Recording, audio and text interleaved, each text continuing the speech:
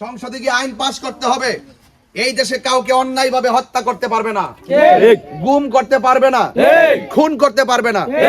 এবং মেহনতি মানুষ যারা, সুবিধা বঞ্চিত মানুষ যারা যারা যারা নিরলস পরিশ্রম করছে, বিশেষ করে এই চোরানাঘাট মাধবপুর চা শ্রমিকদের কষ্ট সারা পৃথিবীর হৃদয়কে নাড়া দেয়। কিন্তু আমাদের রাষ্ট্রতন্ত্র কেন নাড়া দেয় না?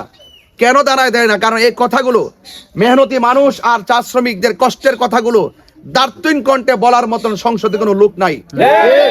এই জন্য আমি চাই সংসদে গিয়ে আপনাদের কণ্ঠ হয়ে আপনাদের অসুবিধার কথাগুলো আমি তুলে ধরবো, যেন আমি আপনাদের সমস্যাগুলো স্থায়ীভাবে সমাধান করতে পারি। শুধুমাত্র একদিন এসে কিছু তাবারুক দিলাম, এটা কি সমাধান হয়ে গেল? না। একদিন 10-15 জন আইসা একটু কম্বল দিলাম, সব হয়ে গেল? না। কিন্তু এগুলো হবে না। আমরা চাই মেহনতি মানুষ, চা শ্রমিক এবং এই দেশের যত কষ্টার্জিত মানুষগুলো আছে, প্রত্যেকটা মানুষের কষ্টগুলো চিরস্থায়ীভাবে দূর করতে চাই। আসসালামু আলাইকুম। ওয়ালাইকুম আসসালাম ওয়া রাহমাতুল্লাহি ওয়া বারাকাতুহু। আর যারা সনাতন ধর্মী যারা রয়েছেন, অন্যান্য ধর্মের যারা রয়েছেন, সকলকে আমার আদাব এবং আশীর্বাদ রইল। আপনারা জানেন যে আসন্ন ত্রয়োদশ জাতীয় সংসদ নির্বাচনে আমি মোমবাতি প্রতীকে এখান থেকে নির্বাচন করছি। জানেন না সবাই? আমি আপনাদের সবার দোয়া কামনা করি এবং আপনাদের আশীর্বাদ কামনা করি, এবং আপনারা সবার মহামূল্যবান ভোট। আমার মার্কা কি আপনারা জানেন? মার্কাটা কি? এই মোমবাতি মার্কাটার কথা শুনলে অনেক মায়া লাগে না? এই মোমবাতিটা অনেক কাজে লাগে না? এই জন্য আপনাদের সকলকে বলবো, আপনারা আসছে আগামী 12ই ফেব্রুয়ারি সকাল সকাল গিয়ে কেন্দ্রে মোমবাতি প্রতীকে আপনার মহামূল্যবান ভোটখানা দিবেন। ইনশাল্লাহ পড়ি। ইনশাআল্লাহ। কেন দিবেন? আমরা শান্তি চাই। কি চাই? শান্তি। আমরা শান্তি চাই, সম্প্রীতি চাই এবং মেহনতি মানুষের পাশে দাঁড়াতে চাই। এই দেশের সবাই মানুষ, ধর্ম, বর্ণ, দল, মত নির্বিশেষে আজকে দেখেন আমরা এসেছি আইন আশা রহমতুল্লাহের মাজার শরীফ জিয়ারত করার জন্য, রাইট নি? ঠিক। জিয়ারতের মাধ্যমে আজকে আমাদের ওপেন গণসংযোগ শুরু করলাম ইনশাআল্লাহ। ইনশাআল্লাহ এই গণসংযোগ ইনশাআল্লাহ সারা চোরানাঘাট মাধবপুর ইনশাআল্লাহ ছড়িয়ে পড়বে। আজকে একটু খেয়াল করে দেখুন আপনারা, আমি এখানে দাঁড়িয়েছি, এখানে আমাদের অসংখ্য মা বোনরা পর্যন্ত এসেছেন, আসছে না? এবং অনেক মা বোনরা এসেছেন, এখানে সনাতন ধর্মীরা এসেছেন, মুসলমানদের জানেন তারাও এসেছেন। এটার নামই বাংলাদেশ, এটার নামই সমাজ, এটার নামই রাষ্ট্র। মুসলমান মসজিদে যাবে, হিন্দু মন্দিরে যাবে, বৌদ্ধ পেগোড়ায় যাবে, খ্রিস্টান গির্জায় যাবে, যার যার ধর্ম স্বাধীনভাবে পালন করবে, কেউ কাউকে কোনো বাধা দিবে না। এই শান্তি আমরা চাই কি চাই না? এই কথাগুলো আমি সারা জীবন ওয়াজ মাহফিলে বলেছি। ওয়াজ মাহফিলে আমি যত কথাই বলি, যদি রাষ্ট্রের গুরুত্বপূর্ণ জায়গায় না যাওয়া যায় তাহলে আইন পাস করা যায় না।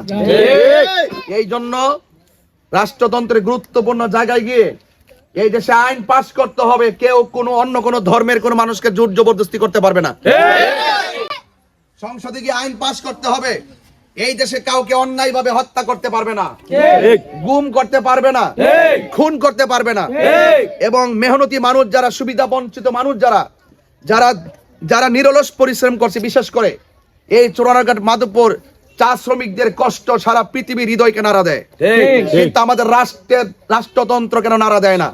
কেন দাঁড়ায় দেয় না? কারণ এই কথাগুলো, মেহনতি মানুষ আর চা শ্রমিকদের কষ্টের কথাগুলো দার্থহীন কণ্ঠে বলার মতন সংসদে কোনো লোক নাই। এই জন্য আমি চাই সংসদে গিয়ে আপনাদের কণ্ঠ হয়ে আপনাদের অসুবিধার কথাগুলো আমি তুলে ধরবো, যেন আমি আপনাদের সমস্যাগুলো স্থায়ীভাবে সমাধান করতে পারি। শুধুমাত্র একদিন এসে কিছু তাবারুক দিলাম, এটা কি সমাধান হয়ে গেল? না। একদিন 10-15 জন আইসা একটু কম্বল দিলাম, সব হয়ে গেল? না। কিন্তু এগুলো হবে না। আমরা চাই মেহনতি মানুষ, চা শ্রমিক এবং এই দেশের যত কষ্টার্জিত মানুষগুলো আছে, প্রত্যেকটা মানুষের কষ্টগুলো চিরস্থায়ীভাবে দূর করতে চাই। মানুষের যে লেখাপড়া করার ক্ষেত্রে তাদের যে বিভিন্ন বৈষম্য সৃষ্টি হচ্ছে, আমি শিক্ষার উন্নয়ন করতে চাই। প্রত্যেকটা এলাকায় শিক্ষাঙ্গন তৈরি করতে চাই। স্কুল, কলেজ, মাদ্রাসা হোক, এটা আমরা চাই কিনা? এবং এই যে স্বাস্থ্য খাতে এত বেহাল দশা, চিকিৎসার ক্ষেত্রে এত বেহাল দশা, আমি চাই প্রত্যেকটা জায়গায় প্রাইভেট ক্লিনিক হোক এবং স্বাস্থ্য সম্মত হসপিটাল গড়ে উঠুক, এবং জরাজীর্ণ যত হসপিটাল আছে এই হসপিটাল গুলো যেন পরিপূর্ণভাবে চিকিৎসার উপযোগী হয়। আপনারা চান কি চান না? আছে কিনা বলেন।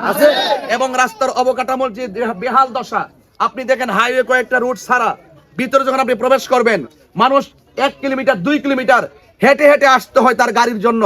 আবার অনেক সময় দেখা যায় রোগীগুলো বাড়িতে পড়ে থেকে ডেলিভারিতে, অনেক সময় ডেলিভারিতে আমার অনেক মা বোনরা পর্যন্ত মারা যায় রাস্তার বেহাল দশার কারণে।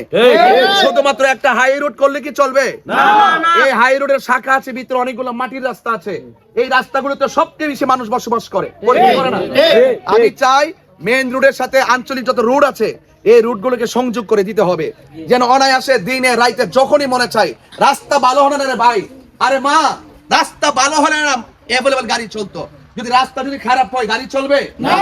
এই জন্য ওইগুলো অবকাঠামোগুলো তৈরি করতে হবে। এই জন্য আপনারা সবাই আমার জন্য দোয়া করবেন, আমি যেন আপনাদের কষ্টের কথা, আপনাদের প্রয়োজনের কথা আমি যেন রাষ্ট্রতন্ত্রের গুরুত্বপূর্ণ জায়গায় যেন বলতে পারি, এবং আপনারা সবাই আমার জন্য দোয়া করবেন।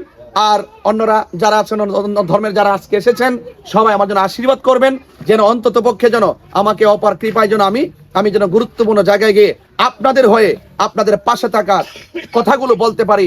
এবং আমি আপনাদের সন্তান, আমি আপনাদের এই এলাকার প্রত্যেকটা মাটি ও মানুষের সাথে আমার আত্মার সম্পর্ক। কথা বলেন ঠিক?